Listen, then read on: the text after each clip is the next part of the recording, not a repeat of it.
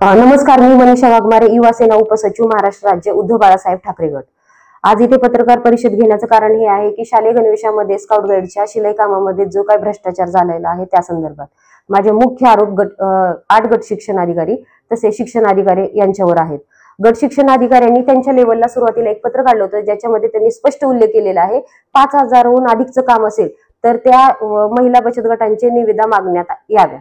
परंतु यांनी जेव्हा दुसऱ्या वेळेस यांनी असे पत्र काढले की यांनी हे दुसरं पत्र काढलं की शाळा मुख्याध्यापक हे काम करायला केपेबल नाहीयेत आणि यांनी तालुका स्तरावर हे काम करण्यात यावं म्हणून। परंतु जेव्हा मी तक्रार केली त्या तक्रारीनंतर यांनी पूर्णपणे पलटी मारून यांनी हे काम मुख्याध्यापकांनीच काम केलं असं यांनी भासवलेलं आहे आणि यांनी सांगितलं की केंद्र प्रमुखांनी हे वाटप केलं। परंतु केंद्र प्रमुखांचं स्टेटमेंट चौकशी समिती दरम्यान घेण्यात आलं तेव्हा केंद्र प्रमुख बोलले की आम्ही कुठल्याही प्रकारचं मी गणवेश पाहिला नाही, आम्ही फक्त सह्या केलेल्या आहेत, आम्ही कुठल्याही प्रकारचं वाटप केलेलं नाही। हे काम आहे 1,20,00,000हून अधिकचं काम आहे आणि जिल्ह्यात आहेत 1113 शाळा। तर 1113 शाळांचं पूर्णपणे एकाच व्यक्तीला भेटणं म्हणजे हे सर्वांसाठी सरप्राईज गोष्ट असेल की 1113 शाळा कस काय एकाच व्यक्तीला अप्रोच झाल्या, म्हणजे एकच व्यक्ती 1113 शाळेच्या मुख्याध्यापकांना कस काय माहिती होते। तर हा सगळ्यात मोठा भ्रष्टाचार आहे। याच्यामध्ये आचारसंहितेचा किंवा इलेक्शनच्या काळामध्ये हा केलेला आहे की ज्याच्याकडून कुणाचं लक्ष जाणार नाही आणि त्याच्यामध्ये 1,20,00,000चं काम एकाच व्यक्तीला देऊन जिल्ह्याचा रोजगार यांनी हिसकावून घेतलेला आहे, जो की जिल्ह्याचा अधिकार होता, महिलांचा अधिकार होता ह्या रोजगारावर।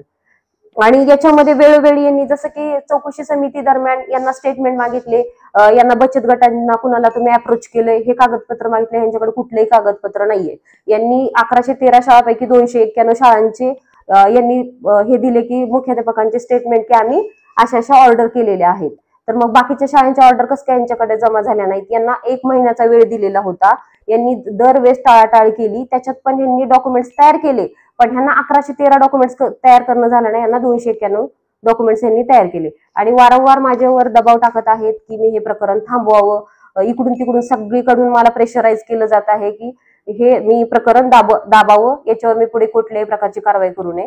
परंतु मी ही कारवाई न थांबवता जर का ZPCO सरांनी याच्यावर कठोर कारवाई केली नाही तर मी वरिष्ठ लेवलला हे प्रकरण घेऊन जाईल, तसेच सचिवांपर्यंत, तसेच शिक्षण खात्याचे सर्व लोकायुक्तमध्ये मी हे प्रकरण घेऊन जाणार आहे। कारण माझी रिक्वेस्ट एवढीच होती की जिल्ह्याचा रोजगार जिल्ह्याला भेटला पाहिजे, आमचा हक्काचा महिलांचा रोजगार आमच्या महिलांना भेटला पाहिजे। एकतर तुम्हाला सर्वांना माहिती आहे धाराशिव जिल्हा म्हटल्यानंतर रोजगाराची काय आपल्याकडे हालत आहे, आपल्याकडे आकांक्षित जिल्हा म्हणून आपला जिल्हा आहे।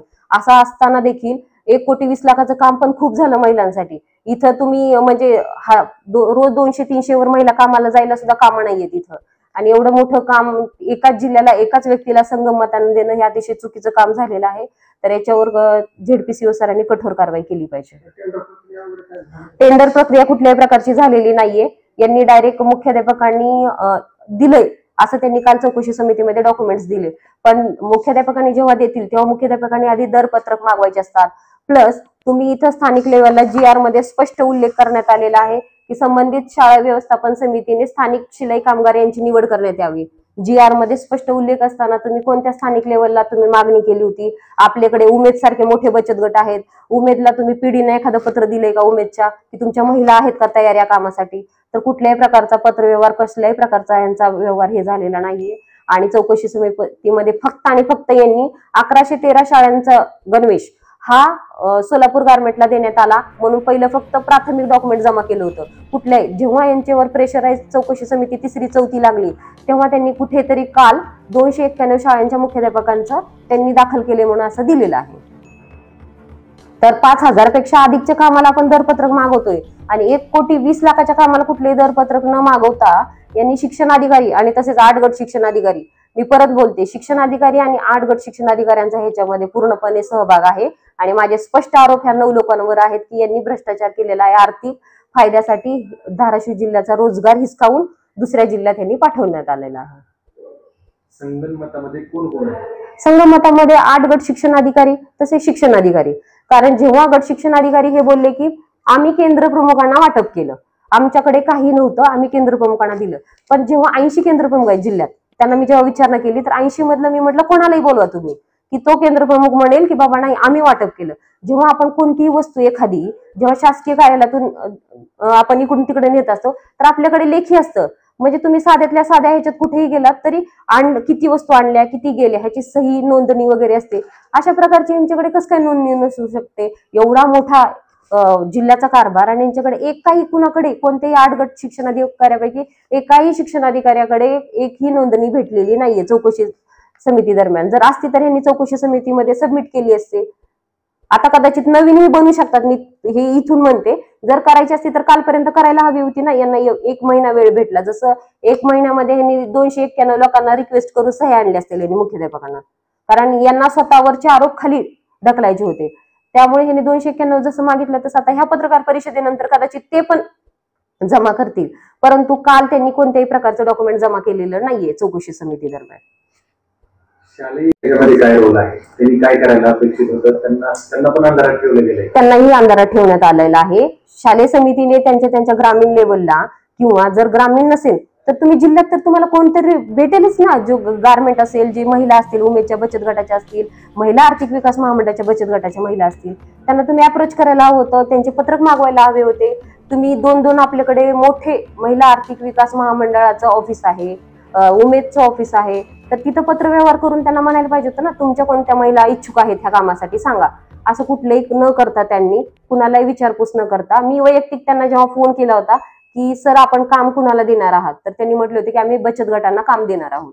तर मग जर बचत गटांना काम देणार आहोत असं जर तुम्ही 1 दिवस आधी म्हणताय आणि 2 दिवसांनी कळतं की तुम्ही पूर्णच काम सोलापूरला पाठवलं, म्हणजे हे आधीच तुमचं ठरलेलंच होतं की बाबा हे कुणाला द्यायचंय, जेणेकरून कुठे गोंधळ होणार नाही, काय नाही. एक माणूस डायरेक्ट एकखट्या रकमी आणून देईल आपल्याला. मग हे असंच झालं ना. 1113 शाळांमध्ये कसं काय युनिफॉर्म जाऊ शकतो, त्याचं त्यांनी उत्तरच नाहीये ना त्यांच्याकडे. त्याचं उत्तर द्यावं. गट शिक्षण अधिकाऱ्यांनी उत्तर द्यावं की कसं काय 1113 शाळांना एकच माणूस भेटला.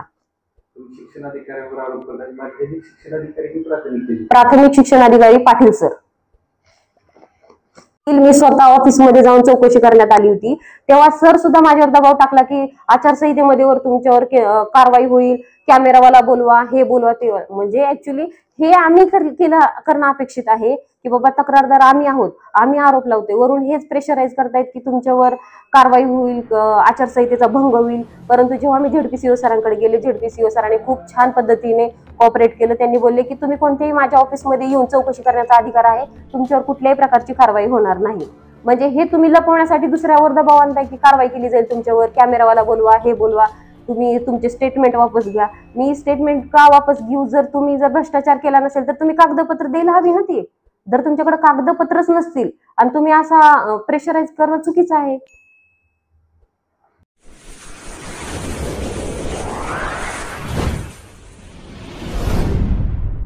वीर महाराष्ट्र न्यूज चॅनलला लाईक आणि सबस्क्राईब करा.